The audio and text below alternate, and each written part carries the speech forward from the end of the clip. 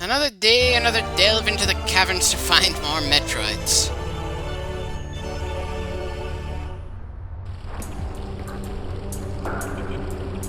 At least we saved in a spot where we can easily start exploring some more fresh ground.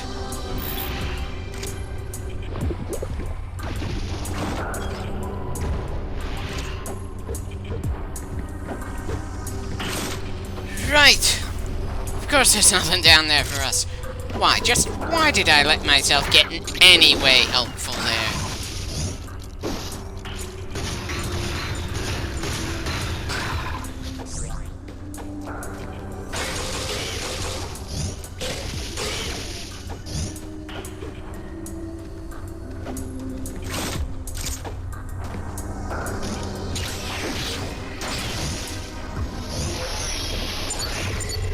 Bit of a strange spot for a breakable block, but I suppose that's the point. If they were all in predictable places, then we wouldn't have to get confused where to set our next frickin' bomb.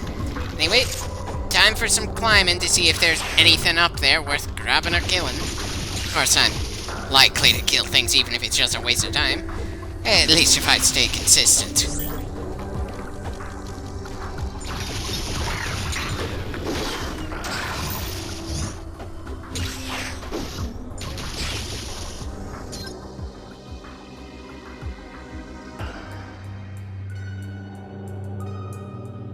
Oh, hell, looks like going up isn't gonna be the solution I was hoping it was. Once again, I'm gonna be aimlessly wandering, hoping to find the right way forward through sheer stubbornness. Again, kinda gotten a little sick of that. Still, at least I haven't quite gotten sick enough of it that I'm just outright checking online for where we need to go yet, or just fast-forwarding. That would outright feel, just plain wrong in a game like this.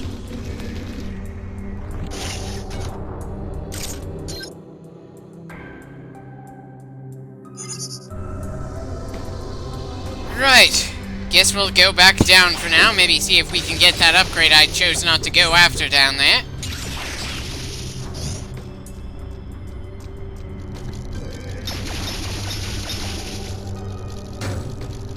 And of course, I hurt myself more by dropping right on top of an enemy we already knew was down there. So much for all the healing we did climbing up.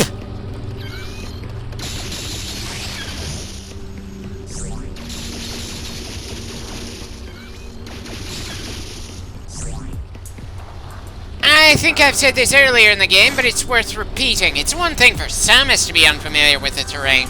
It's another for the local monsters to be stumbling and being blocked because of it.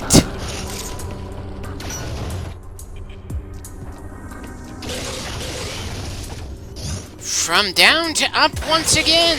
I thought that upgrade was going to be worth the hassle. Still, no harm in trying to go for it. At least in principle.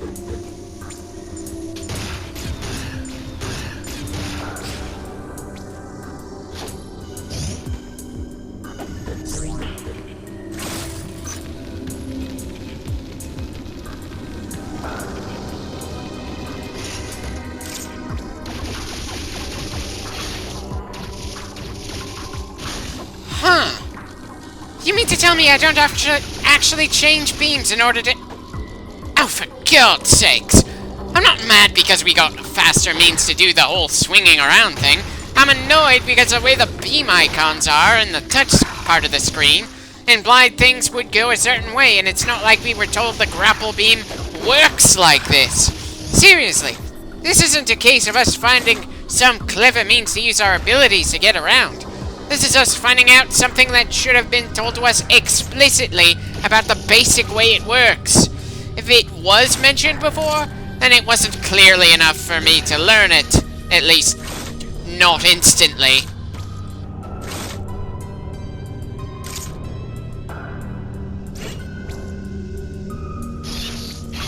And we can't even get to that upgrade from this side. Ah! Well, that changes things a bit.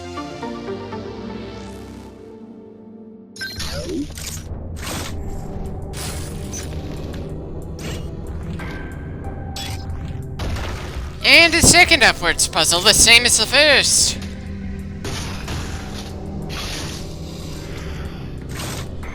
Well, at least that's a barrier we can get around if we think about it, instead of one that needs a key that we don't have.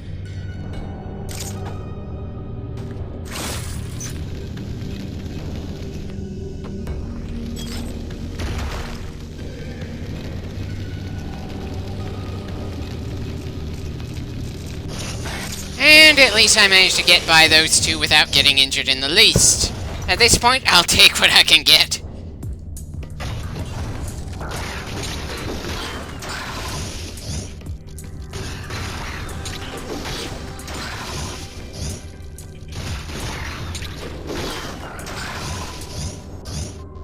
Again, no way to grapple that block from this side for some reason. You can't just roll our way over there, though don't get me started on how it makes no sense that we can spider ball below a block, but the moment we get on top of it, the damn thing can't hold our weight. Hell, it's not even because we weigh too much, because we don't fall. If we're right below it and holding on. Yeah.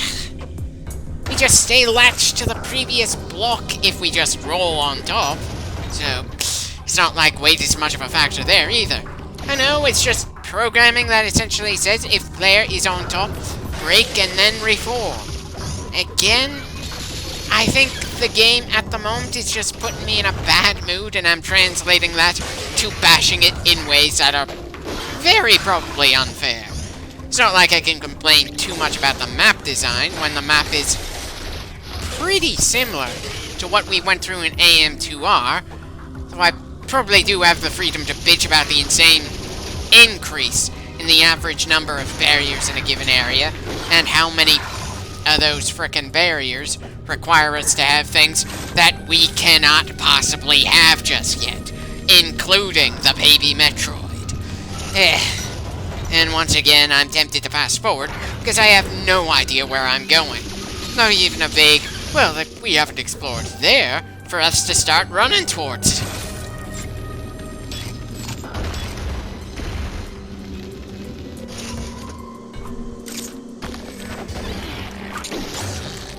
I don't know what's more embarrassing here, not knowing where to go next or constantly getting injured by enemies we've dealt with numerous times over the course of the game.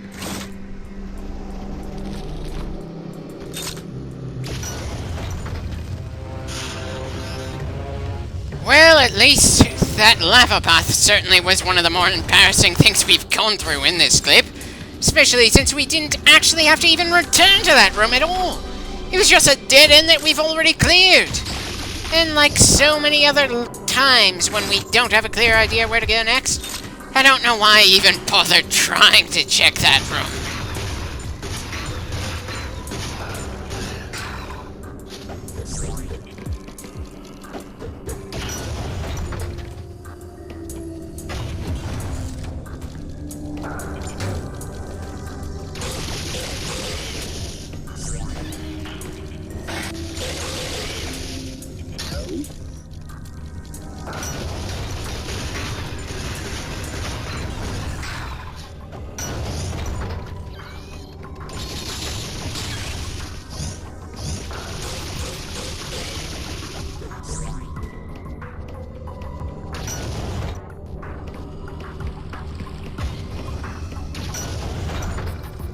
And another room we've already tried, and should know it's not going to lead us anywhere just yet.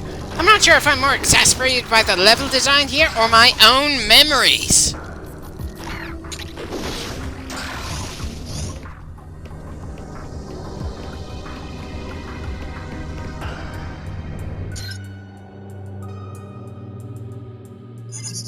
There might be something further down, but it's just as likely it's going to lead to nothing.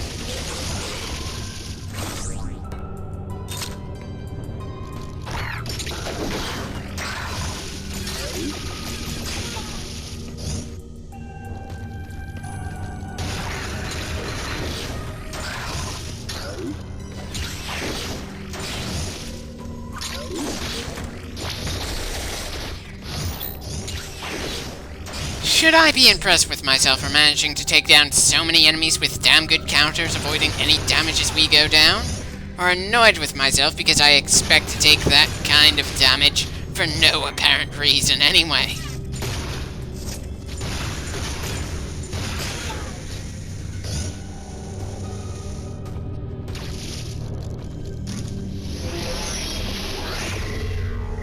Right. Already confirmed in a previous trip through this shaft that we're not gonna get that upgrade just yet. Considering how much I'm complaining about my memory in this game and how much I wasn't anywhere near as much having this kind of problem in the earlier two Metroids we played through, I have to wonder if it's just something about this game in particular that's making it harder for me to keep track of these things. Or if it's just plain me getting fatigued.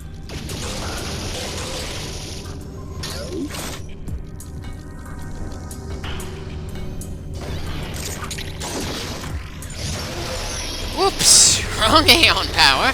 Kinda surprised it took me this long to make that particular mistake.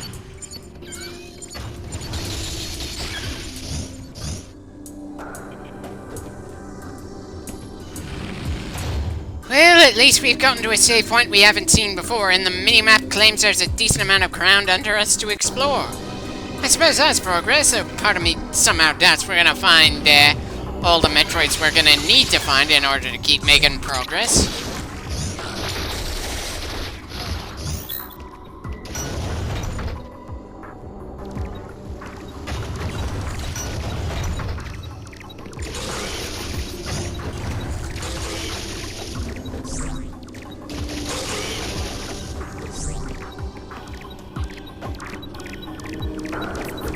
Well, one Metroid is better than none, especially after the drought we've gone through in this clip so far.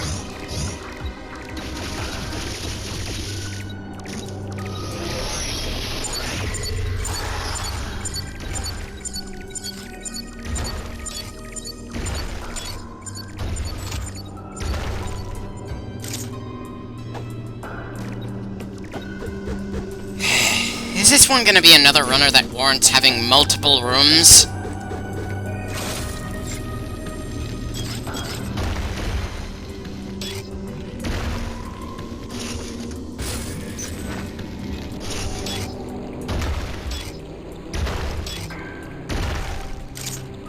Definitely feels like we're gonna be dealing with a Metroid that feels the need to have 3 separate rooms to himself.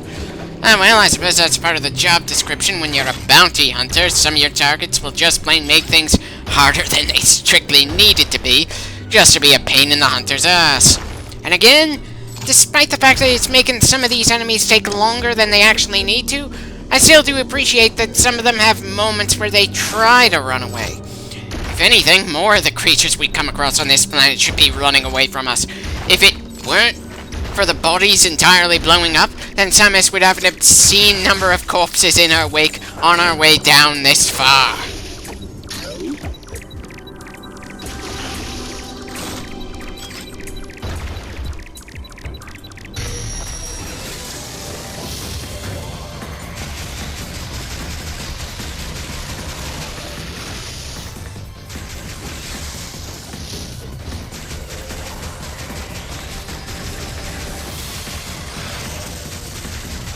Well, at least I dodged that breath attack. Nice to know I'm capable of learning.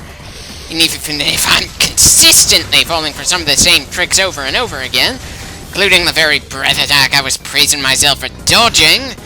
Bloody hell, if nothing else, the footage of this game is making me feel more depressed than the footage from the other 2D games we've done in this series.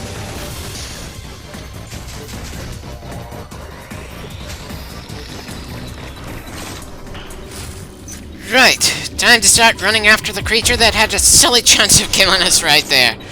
Hold on, may as well get some healing done before we go on to the next bit of this fight.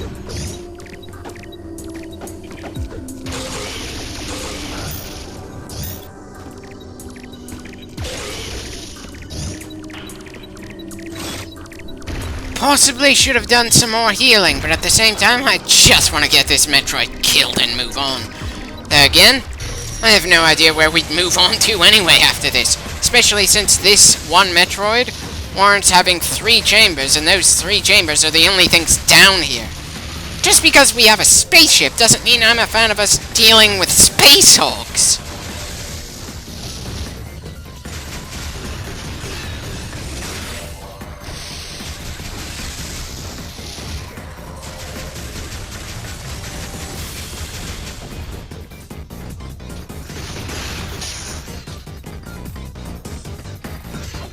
And there he goes again.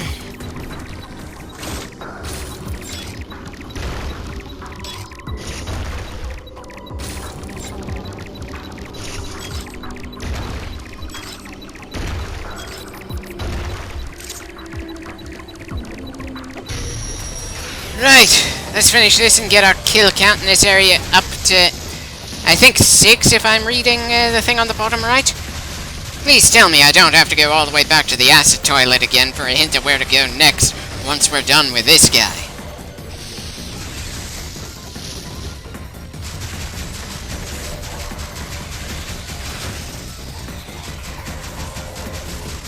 One more solid hit and the bastard wins. And I can't even find it in me to move to the edge of my seat, since this has happened against this type of Metroid all too often.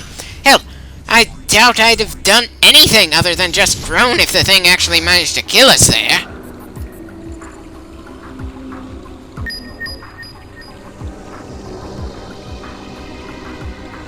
Wait, we're getting coordinate data for, going back to the acid toilet? I could have sworn we had more Metroids to deal with down here. Did I miscount or misread the thing on the bottom right here?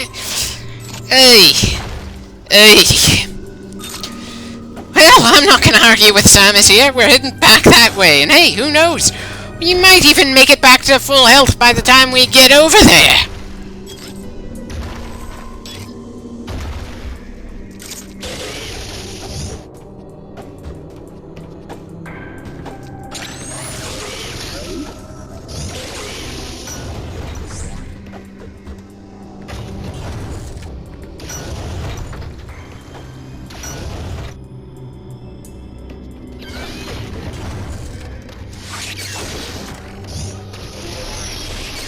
And again, I set off the scan pulse when I meant to get the rapid-fire gun mode on.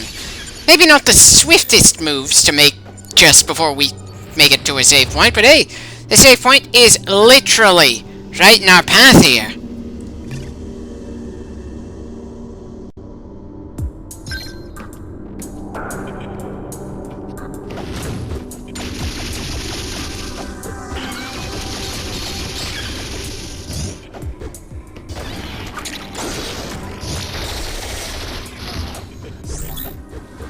Again, kind of wish there was some way to tell just how much health we gain from each kill.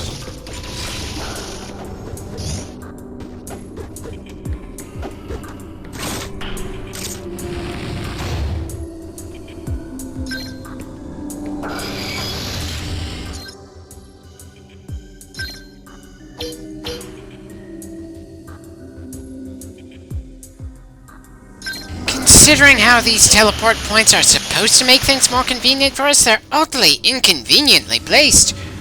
Though maybe I'm just not looking at them in the right way, after all. I've been getting pretty tired of a lot of things in this game, despite the fact that it's still using pretty much the same formula as the previous two games did, and in a lot of measurable categories is better than AM2R, which had this exact same plot. And maybe I just didn't look far enough on the mini-map before picking a spot for us to teleport to, but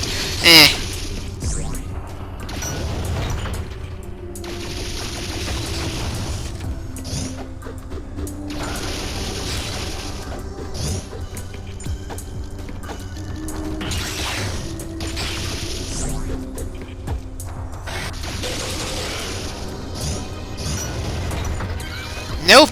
That really was the closest teleport point to the place we have to go next.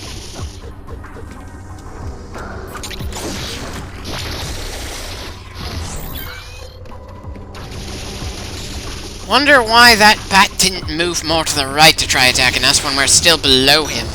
After all, he was still above us and his acid crab would still have done some damage.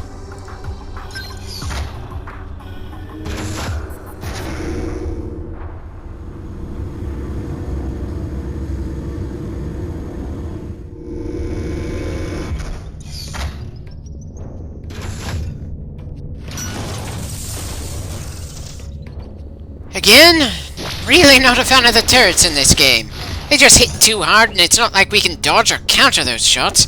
I suppose they're something different from the usual enemies we've gotten used to dealing with that barely need much change in tactics to deal with.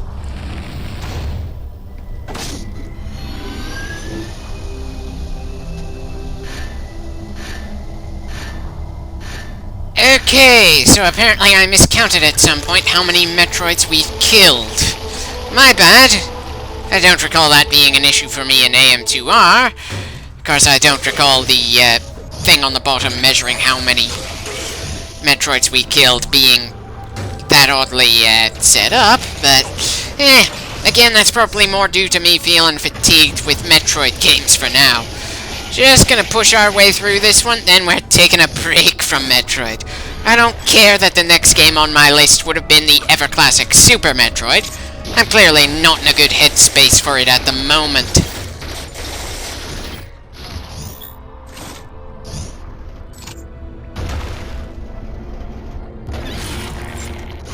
Definitely some annoying placement for these little bastards, but we're clearing them out well enough.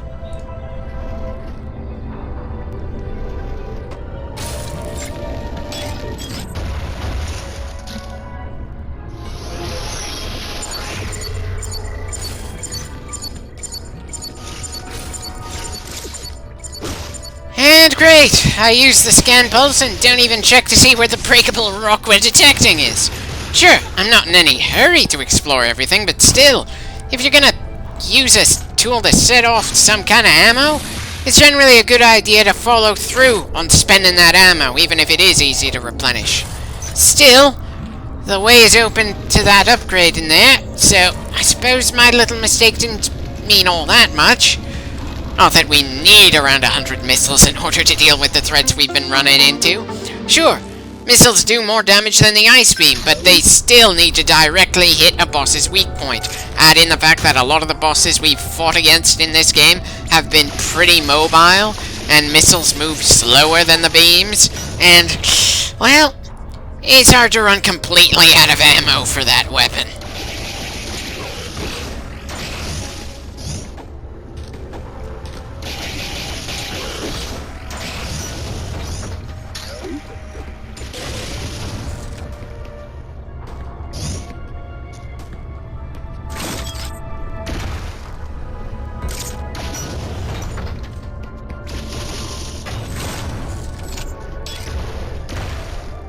Okay, so the only way to open that lock is with a missile, which can only shoot from below.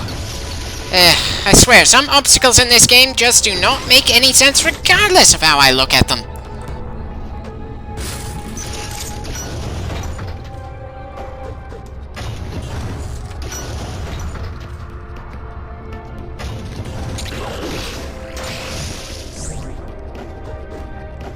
It makes even less sense since there's a way to this room that doesn't involve breaking that missile block at all. Dear God, it feels like I'm bitching for the sake of bitching even to my own ears. But there's a difference between the sort of mazes we had to deal with in the other 2D Metroid so far and what we're running into now.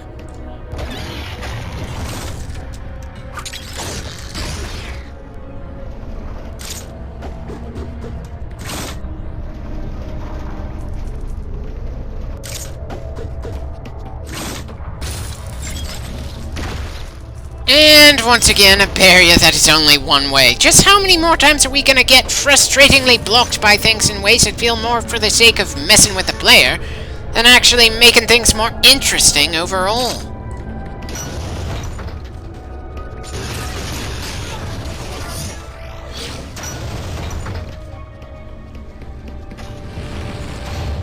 Well, at least we're likely to start running into the next batch of Metroids on the other end of this elevator than if we stay around here and ram Samus's head against several more walls.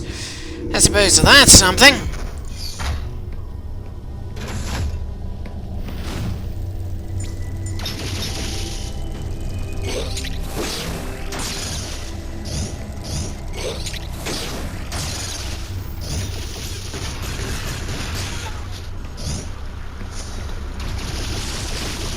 Wish I could feel intimidated by a new enemy type. But then those enemies are just there for the sake of slowing us down on the way to more important ones.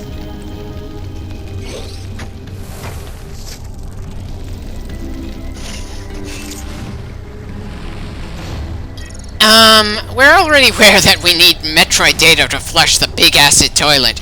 If anything, I'm just surprised that we only need 1 in this area when we just got finished looking for 10 in the previous area. Though I did kind of lose track of how many I had killed there. I doubt the absolute next Metroid we come up against is going to be a T-Rex. But at the same time, I wouldn't be surprised if that's the case. I just wish I remembered if AM2R gave us a similar drop in how many Metroids we had to deal with in a given area, and if this was about the point it happened in that game as well.